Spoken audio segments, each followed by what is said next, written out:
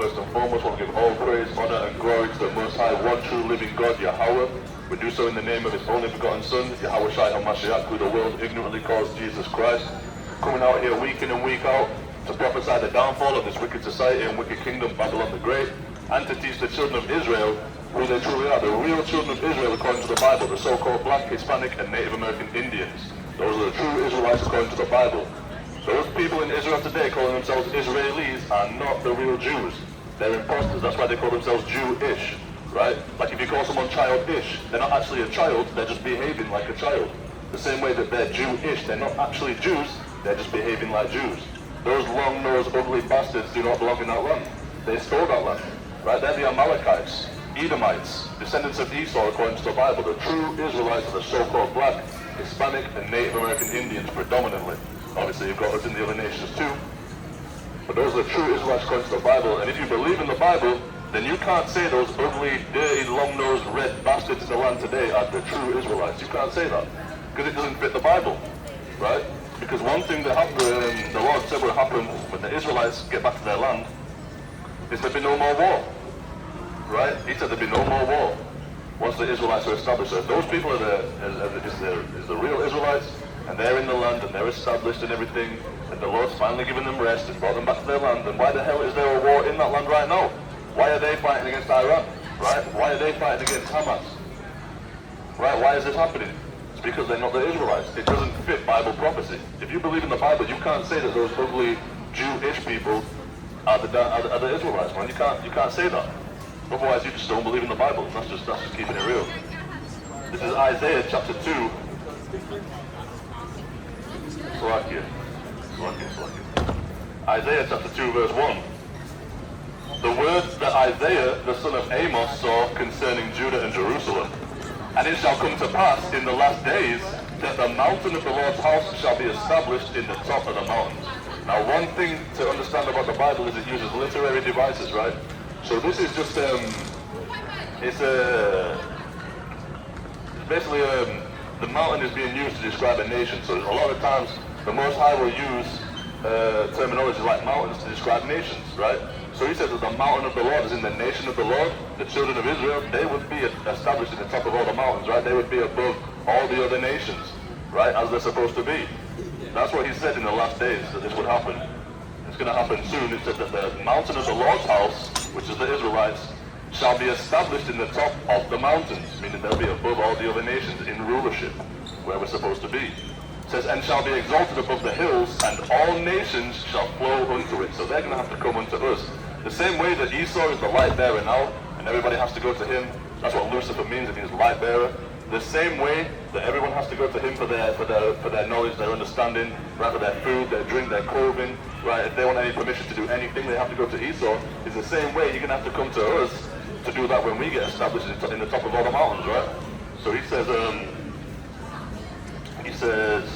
that all nations shall flow into it. So you'll flow into us to learn of our laws, to learn of our ways, and to learn how to live, because we're going to be in rulership and dominion. It says, and many people shall go and say, come ye, and let us go up to the mountain of the Lord, to the house of the God of Jacob, and he will teach us of his ways, and we will walk in his paths. So when it says going to the mountain of the Lord, that means coming to the children of Israel, the children of Yasharallah. That means going to the Most High's people, going to that nation to learn. It says we will learn his ways and walk in them, right? So they're going to learn to live our way, the same way that we have to kind of live by their way a little bit now. But, you know, we're trying to come out of Babylon, but the way that we have to live in their society and by their damn cultures, it's the same way they're going to have to come and live by ours, right? In righteousness, not in wickedness. In light and not in darkness, right? That's why we're a light unto the Gentiles. We're a light unto the other nations. That's why, because we're the true children of understanding. So it says, and he will teach us of his ways, and we will walk in his paths. For out of Zion shall go forth the law, and the word of the Lord from Jerusalem. So we're going to be teaching these other nations the law when we get dominion. Right? When we get back into rulership, and finally take these devils down, we're going to be teaching these other nations, right, the law and how to live properly, because it's the law of life, right? He said in Sirach chapter 11 verse 7, I think it's verse 7, hold on. Sirach, or it might be 17 verse, Sirach chapter 17 verse 11, beside this he gave them knowledge and the law of life for inheritance. So this law is the law of life. It's how you're supposed to live. You're not supposed to eat unclean foods. You're supposed to keep the holy days, right? You're not supposed to steal or kill, right? You're not supposed, if you build, for example, these buildings, they don't have battlements on the roof. You know when you put like a wall along the top? You know, some of them do. That one over there does. But a lot of these just have just flat tops. That's unlawful. Because if someone falls from that, then whoever made that is responsible for that death. But if you put it up and someone falls, then they're cleared, right? Another thing that I was going over recently is the law of scrumping. There's something called scrumping in this country. If you walk by an apple tree in a random field and you pick an apple, that's considered a crime in this wicked country. But our law says that if someone walks past, they can pick an apple and eat to their fill, right? That's how we keep people from starving to death. That's having mercy on your brother. But this nation will call that a crime and will penalize you for picking an apple off a random tree. Now, obviously, if you go over and start filling up a basket and you kind of, getting ready to take some stuff home with you, and that's off. That's wicked. But if you just walk by and eat an apple just because you're hungry, there's nothing wrong with that. That's how we keep our people from starving to death, right? But this nation that we live in, this United Kingdom, will penalize you for keeping the law. That's why it's contrary to us. That's why we read in the book of Esther, addition to Esther in the Apocrypha, how that they say that we have laws contrary to them. Our laws is contrary to them because they live contrary to the law. Let me see if I can find that. Because I know it's Esther. I think it's 4 verse 4 on the app, but it's different in your actual physical Bible. Let me see.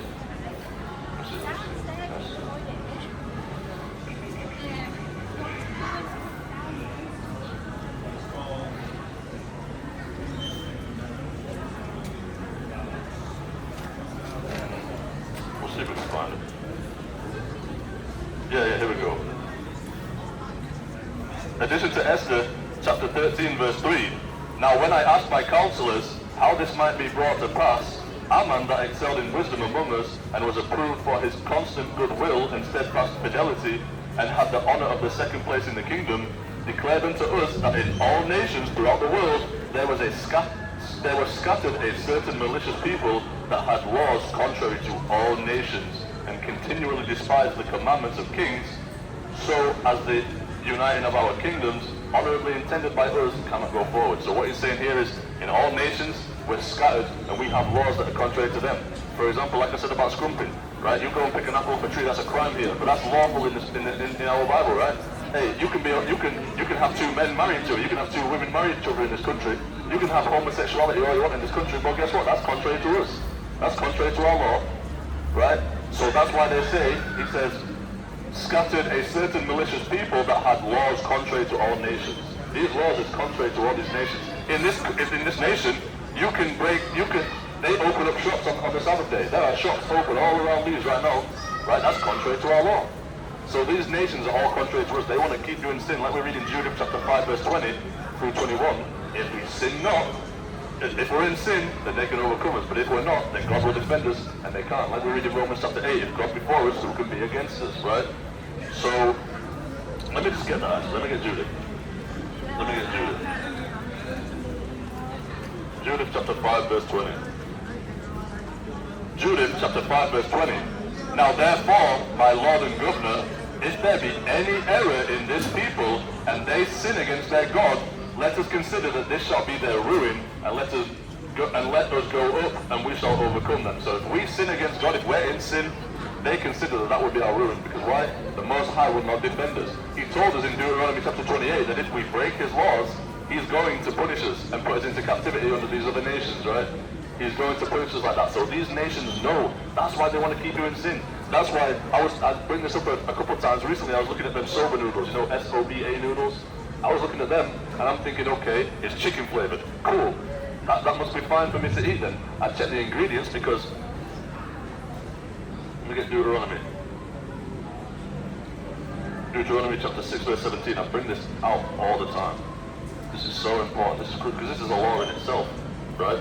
It says, Deuteronomy chapter 6 verse 17, ye shall diligently keep the commandments of the Lord your God, and his testimonies and his statutes which he hath commanded thee.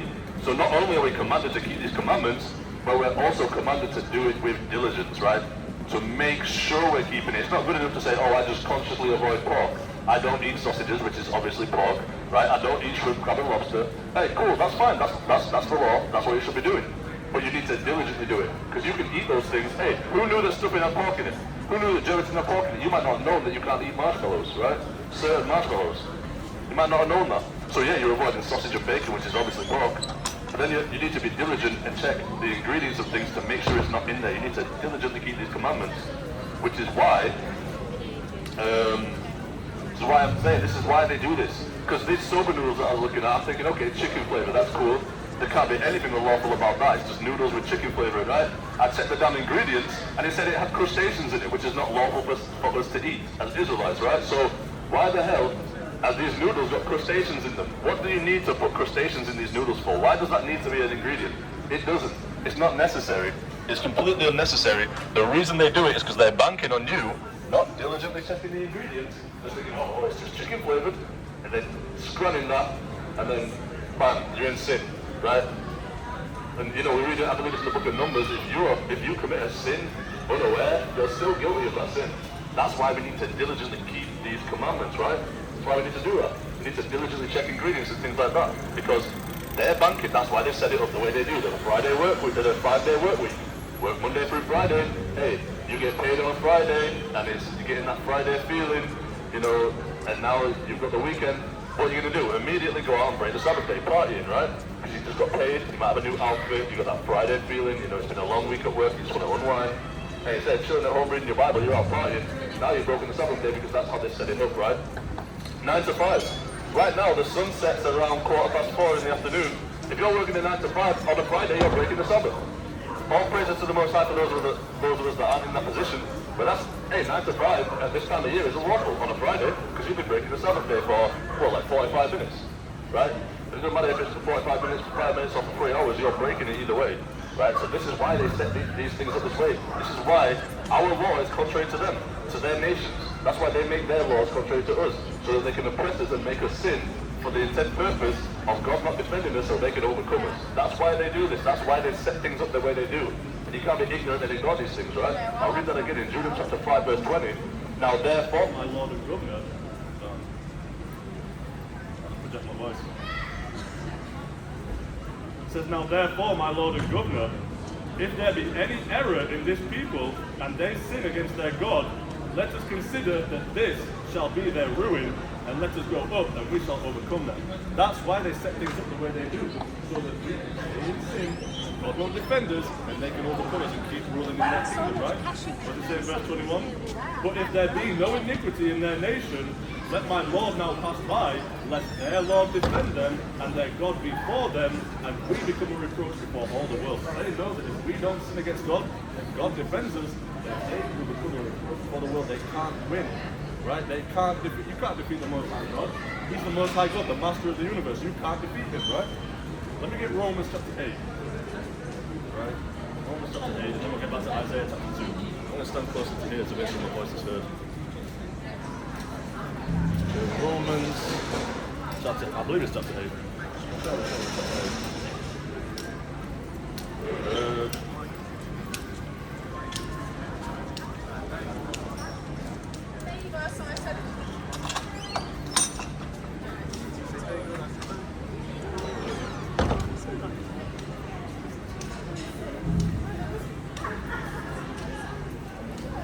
It might be 6 or 7. Let me see. I'll stay on there.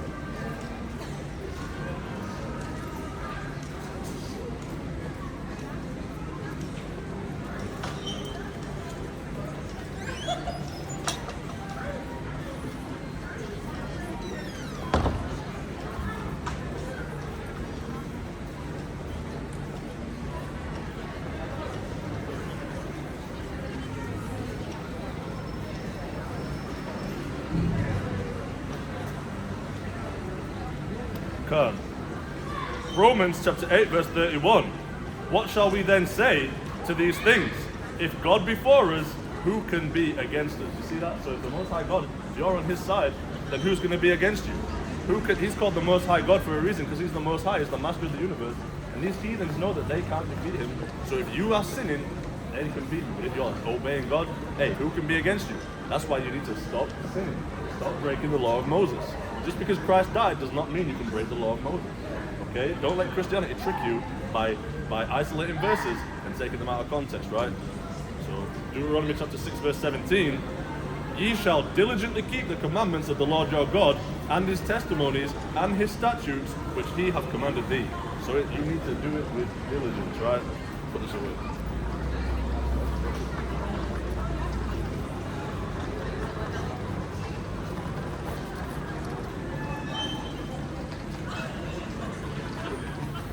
Yeah, I did. What did I have? What was I holding? I was holding Judas. I don't need that anymore.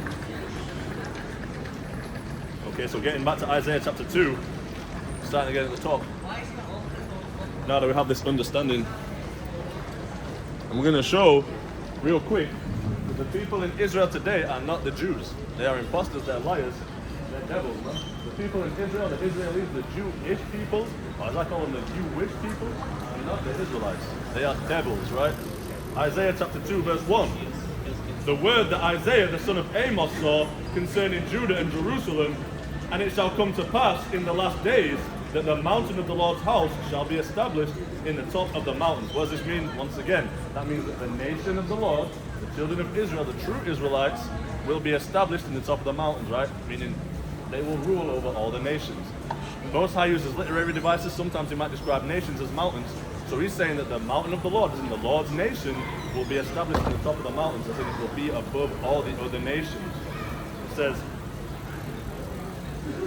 and shall be exalted above the hills, and all nations shall flow unto it, and many people shall come, shall go and say, come ye, and let us go up to the mountain of the Lord, to the house of the God of Jacob, and he will teach us his ways, and we will walk in his paths. For out of Zion shall go forth the law, and the word of the Lord from Jerusalem. So we're going to be teaching these heathen nations the law of the Lord, right? We're going to be teaching them the way to truly live according to the Most High God, the way that he intended life to be lived. We're going to teach these other nations. That's why he says we're going to be a light to the Gentiles, right? So we're going to be teaching these heathens to drop their disgusting, wicked customs like Islam, Buddhism, Christianity, Judaism, and all that other dumb shit that they do. And we're going to teach them how to truly live according to the Most High God's ways, how to live a proper, true life according to how it was intended to be. Right? But what's this? This is the point. And he shall judge among the nations, and shall rebuke many people, and they shall beat their swords into plowshares, and their spears into pruning hooks.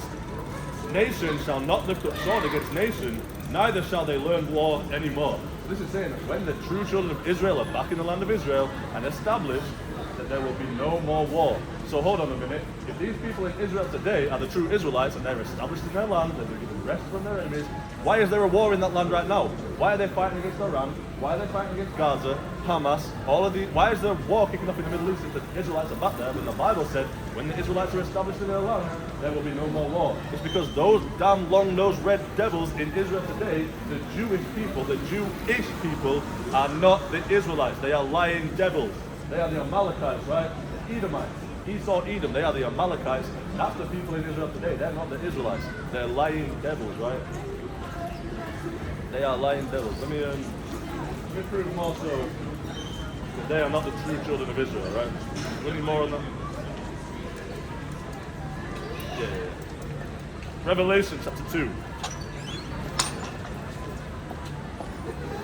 Revelation chapter 2 verse 9. I know thy works and tribulation and poverty, but thou art rich. And I know the blasphemy of them which say they are Jews and are not, but are the synagogue of Satan. So he's saying that Christ is saying, hey, I know the Israelites' tribulation, I know their poverty, right?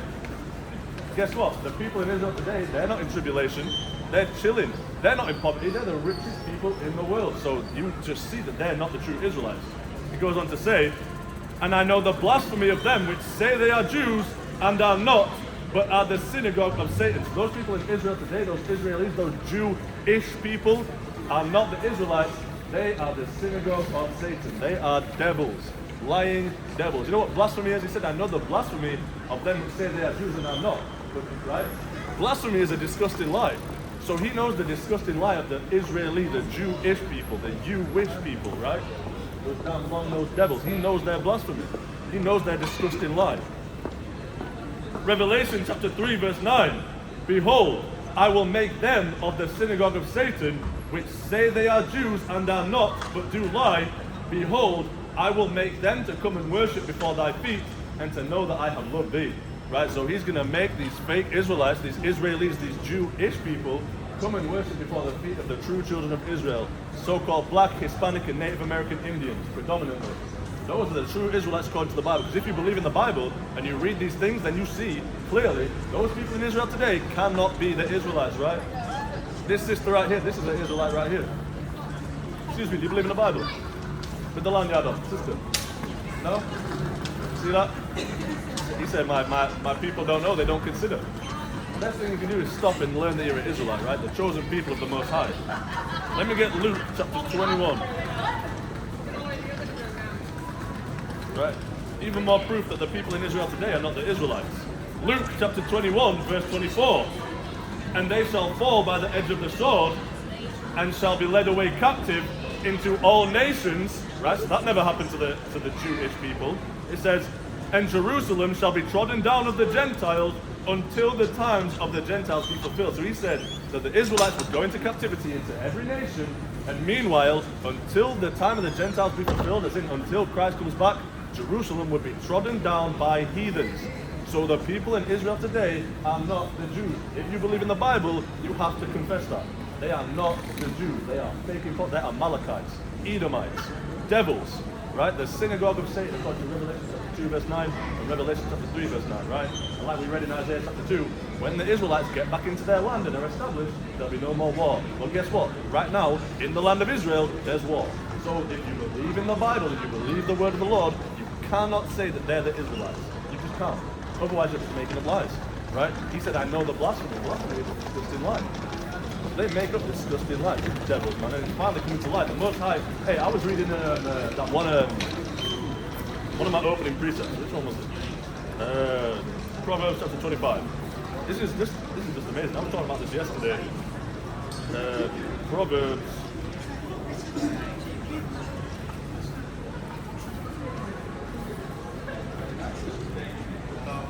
Chapter 25, verse 2. The book of Proverbs, chapter 25, verse 2. It is the glory of God to conceal a thing, but the honor of kings is to search out a matter. So the Most High God, it's His glory to conceal something. The fact that He made it, it's so obvious that the people in Israel today are not the Israelites. It's so obvious that the people on this side, right, American blacks, West Indians, Haitians, Puerto Ricans, Cubans, Dominicans, Guatemala to Panama, Native Americans, Seminole Indians, Colombia to Uruguay, Mexicans and Argentina/Chile, they're the Israelites, and that's so obvious, right? It's so obvious that the people in Israel today are just devils, just lying devils, Edomites, the descendants of Esau, Amalek, right? That's so obvious, but it's the glory of God to conceal something, right? So even though it's so obvious, He made it concealed for so long. Because you go back 100 years and ask who the Israelites are, no one's going to say black, Hispanic, and Native Americans. Nobody would say that. They would say that the so-called Jewish man, the Jewish people, are the Israelites. So the Most High can conceal something. It's so glorious. His glory, His majesty is so great. He can conceal something so obvious. But we have honor when we bring these things out, right? Because He's finally bringing to light the truth. He's finally bringing truth out of darkness. And the true Israelites are not in the land today, right? Those people in the land today are not the children of Israel. They're not the people that the Lord took by the hand and led out of Egypt, right? They are not those people. Right, so, let's make sure I'm still rolling. Oh, I didn't even plug my phone in too. Hold on. Slack here, Yasharala. Slack. One moment. Just to plug my phone in, make sure it doesn't die.